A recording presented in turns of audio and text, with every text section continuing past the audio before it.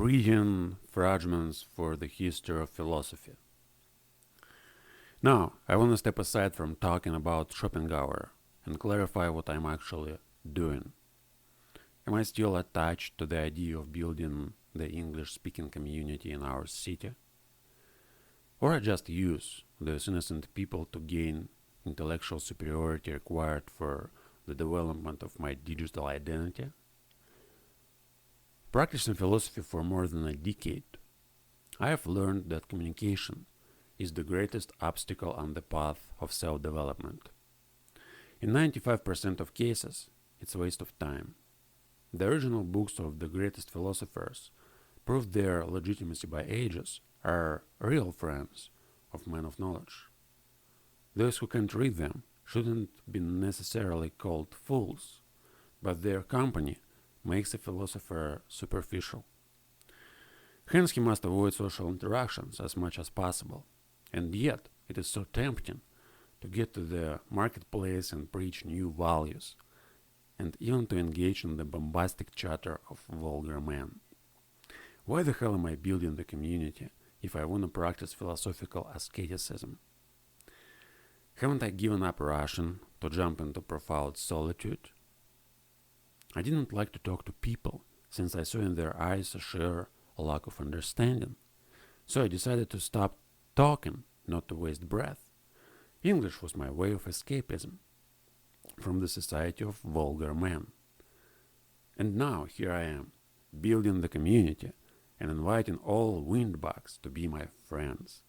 Isn't that paradoxical? Alright, here there are only a few lines left empty on the page. So let's get back to Schopenhauer. Arthur, I'm paying debt. You know, my ex-girlfriend once said that there's no difference between studying you and practicing painting. Her idea was that as an individual, you can be better than another individual, no matter what you're doing. Soon we parted. So, now I'd like to continue my story about encountering Schopenhauer in 2012 and changing my worldview from the kind of silly worldview to something more profound. Yeah, again, I have lots of examples which can be used to describe what actually happened. But I'd like to talk about myself. And I think that this is actually the crucial thing to understand philosophy. First, you need to understand yourself. And there is no way to understand yourself if you don't talk about yourself. The problem is, of course, you shouldn't necessarily use other people to do that. So you might do it alone and learn what you are saying, why are you saying that, what are you doing, how it correlates with your thoughts, your actions, your thoughts. Are you talking about what you're doing, or you're talking about what other people are talking about? Yeah, most people are living in fantasy. So they're like watching some people on YouTube or news or wherever, and they just talking about, like, you know, what's going on in the real world, and they don't understand that real world is their world. So in my case, it's like my real world is the experience which I have and the actions which I do, and everything else, what's going on in America or in Africa or on Mars, doesn't make any sense. It's just, it's nothing unless I engaged in the same activity, unless I participate in a community which is going to go on Mars. But anyway, yeah, Schopenhauer. So the last sentence in my diary was about my girlfriend and about her comparison that, no matter who you are, no matter what you are doing, you can't be a better person than somebody else. And I'd like to raise a few objections here. I remember myself at 2012. I have not only memories, but I have all my diaries recorded since 2011 to 2012. And I remember myself as a person. I was a fucking, no, I was a bad person. Seriously, I was thinking about such things that doesn't make any sense for me now. Of course, at that time they made a lot of sense, but the point was, I had many desires, and most of these desires were low desires. By low, I mean, no, I wanted to get pleasure. I wanted to boast about my knowledge. I wanted to appear smart and strong. And most of that, it was like false identity. It was lie. So I tried to deceive people about who I was instead of just being myself. I wrote my diary. I was writing my diary every day. And I tried to learn who I was, but at the same time, when I had interactions with people, I talked about stuff which were I tried to present again. I tried to appear a different person, and even in my diaries, it was extremely hard for me to write my real thoughts instead of just, I was writing about what I was doing, but still I didn't pay a lot of attention to my thoughts. And Schopenhauer actually taught me to pay attention to to my thoughts, not only to my actions. But maybe it wasn't just Schopenhauer, it was the whole philosophical development. But the idea was that I certainly became a better person after I had read Schopenhauer. And I think he made a great impact on my life. And I'm sure that if I wouldn't have read him, I'll probably never study philosophy in such depth. I'll probably, do something else. I don't know exactly, but my idea is that there are things which transform our understanding of reality, of the world, of ourselves. And there are weak things, and there are strong things. And Schopenhauer, he left such a don't have a word, man. It's like when I speak about philosophy and my experience, there are many words which kind of from my native language, and I want to translate them, and it makes conversation, it makes this monologue, this speech kind of slow and confusing. But anyway, so again, the idea is that Schopenhauer and philosophy in general. What does it mean to study philosophy?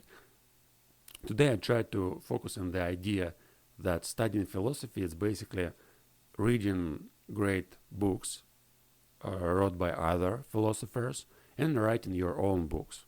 And of course, practicing philosophical lifestyle. So what is the philosophical lifestyle? You don't communicate with people. You learn what's going on in the world. You try to understand what is the world, who you are, what is consciousness, what is, feelings, what are sensations, who we are, what was going on for last 100 years, what was going on last 1,000 years. Yeah, and this is very striking idea. So you may think like there's you had been born at some moment, and then you get to the place when you are right now, like watching this video on YouTube. And you may think that like you have kind of personal past and there's objective past, like common for everybody else. And in this objective past, there was a sequence of events. You may remember some historical events, World War II, World War I, Napoleon, Shakespeare, Caesar, Egypt, whatever, Gilgamesh. And you may think that it's objective, but in reality, we all have different past. And our personal past and objective past, it's the same past. And most of arguments and fights, maybe not in science in general, but in history, in different cultures, it's about what was going on in the past.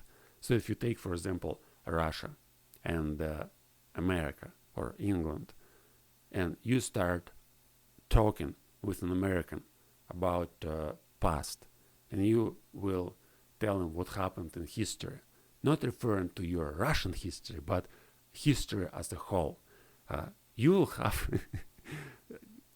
you will see that there's different understanding, different views of what actually happened. If you talk to a German about World War II, for example, he'll give you different, there are different views on history. And last 100 years, from a historical perspective, it's nothing. And from a philosophical perspective, it's also nothing. And in Schopenhauer, we may see the history of philosophy for the previous 2000 years developed by different people, different philosophers. And Schopenhauer actually, he says, I'll quote him. Where's the page? Yeah. It's the introduction to the essay Fragments for the history of philosophy. To read all kinds of expositions of the doctrines of philosophers, or generally the history of philosophy, instead of their own original works, is as if we wanted to have our food masticated by somebody else. Now it's obvious that the thoughts of a great mind are bound to shrink considerably in order to find room in the 3-pound brain of such a parasite of philosophy, whence they are to emerge once more clothed in the particular jargon of the day and accompanied by his serious and solemn criticism. Man, I need to practice reading with better intonation. Anyway, so the idea is that greatest philosophers, greatest books, greatest philosophical books are, what am I talking about? Philosophical books, Schopenhauer. We need to study philosophy, study history. There's no objective history, there's only subjective history, and everybody is just, kind of history itself. All right, today is, I'd like to say that this is one of the first days for a few weeks which I feel a strong resistance. So usually for the last few weeks when I started talking to the camera, I felt kind of, mostly at ease. Not all the time, but mostly I liked what I was saying. And now it seems that there's kind of resistance. Can't find a better word. So it's I feel that probably I say something wrong, and I even have a little desire to stop this video and start a new one and try to talk in a different way, to talk about Schopenhauer, to continue this story when I encountered him. Because yesterday I promised that I'm going to talk about free will, and it was, I was going to talk about free will and give lots of reasons why, this idea of determinism is actually, in my opinion, the greatest idea which was invented by people. So when you think as a determinist, your perception of the world changes, and it's like you become a better individual. That's exactly what happened when I read Schopenhauer. So I was hit by this idea. I remember in my childhood, well, not childhood, in my 20s, I watched the movie Matrix. And in the Matrix, there's a scene where Agent Smith talks to Neo, and he asks him, like, do you believe in destiny or fate? And Neo says, no, I don't believe in fate. I don't like to be, controlled by somebody else, or to have an idea that somebody in control. And the whole movie is all about like to seed an idea of freedom in your mind. And I was influenced by that. And this Matrix, I was thinking, I am the one. I am in my 20s. And yeah, I was thinking, I'm a free person. I have choices to choose whatever I like. And if I do better choices, my life is going to be better. And when I figure out, when I read Schopenhauer, I thought, wow, this was so profound.